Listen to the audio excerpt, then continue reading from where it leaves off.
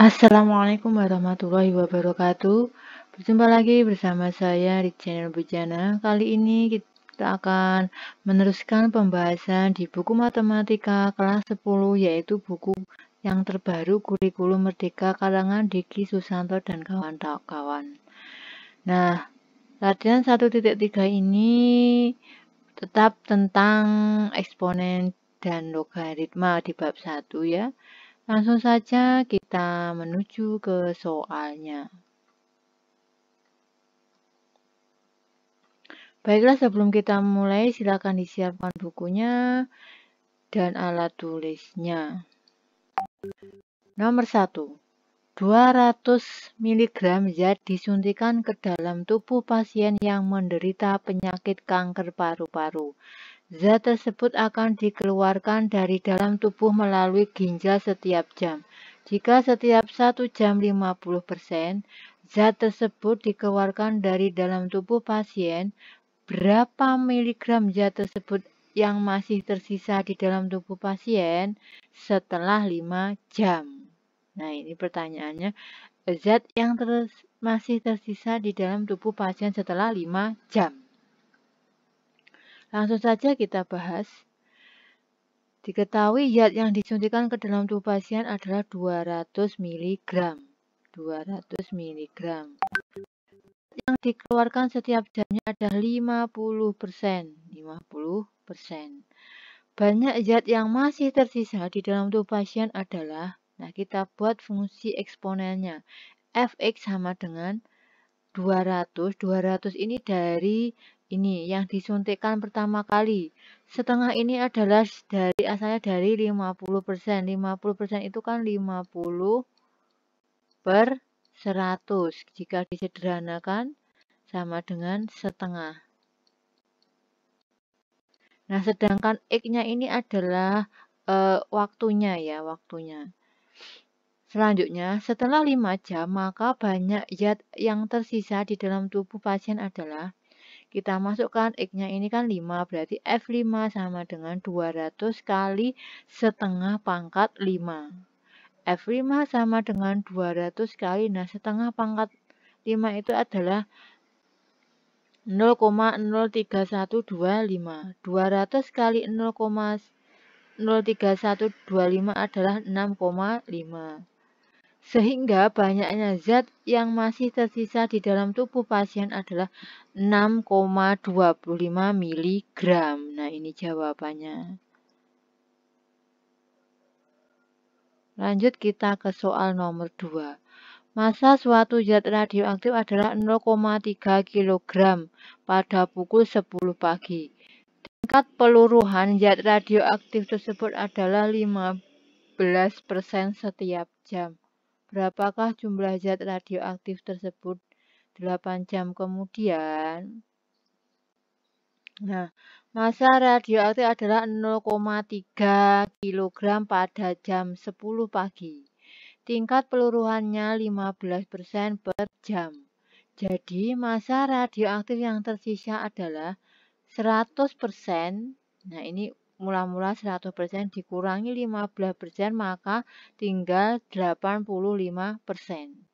Massa radioaktif yang tersisa dituliskan dalam fungsi Fx sama dengan 0,3 kali 0,85 pangkat X. Nah ya, X ini adalah waktunya, 0,3 ini dari ini.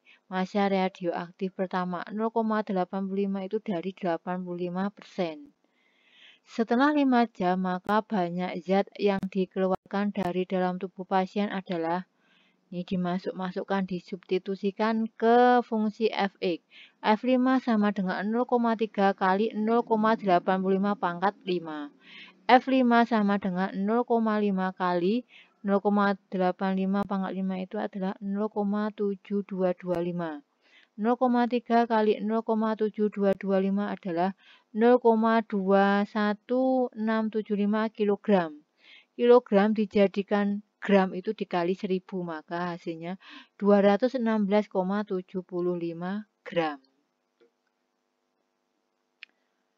Sehingga banyaknya zat yang masih tersisa dalam tubuh pasien adalah 300 ini dari ini 0,3 kg ini jika dijadikan gram udah 300 dikurangi ini 216,75 sama dengan 83,25 gram. Nah, ini jadi zat yang masih tersisa di dalam tubuh.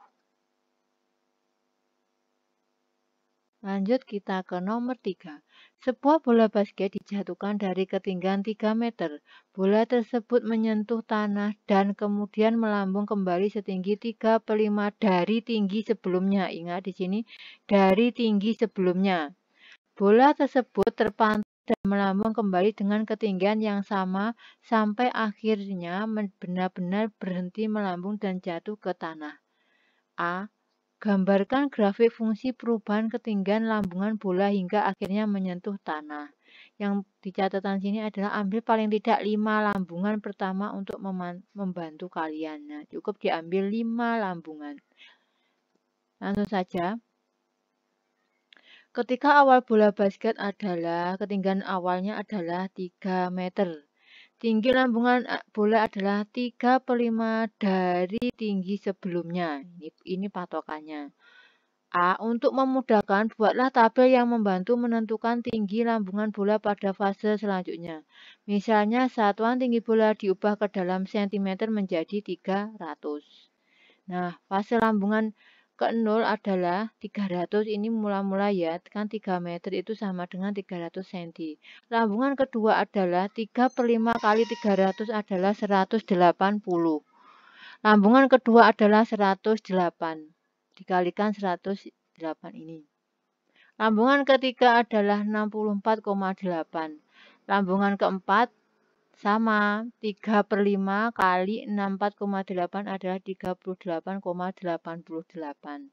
Lambungan kelima adalah 3/5 kali 38,88 adalah 23,328. Nah, ini adalah tabelnya. Berdasarkan data di atas, maka fungsi yang tepat untuk menggambarkan perubahan ketinggian lambungan bola adalah Fx sama dengan 300. 300 ini adalah ketinggian awal, kali 3/5 pangkat X. X ini adalah fasenya, fase lambungannya. 3/5 ini dari 3/5 dari tinggi sebelumnya. Lalu kita gambarkan ke grafiknya, tinggal memasang-masangkan ke grafik kartesius. Kalau pasangannya 0 berarti 300, ini 0, sini 300. 1, 180 sini. 2, 100. 3 adalah 64,8.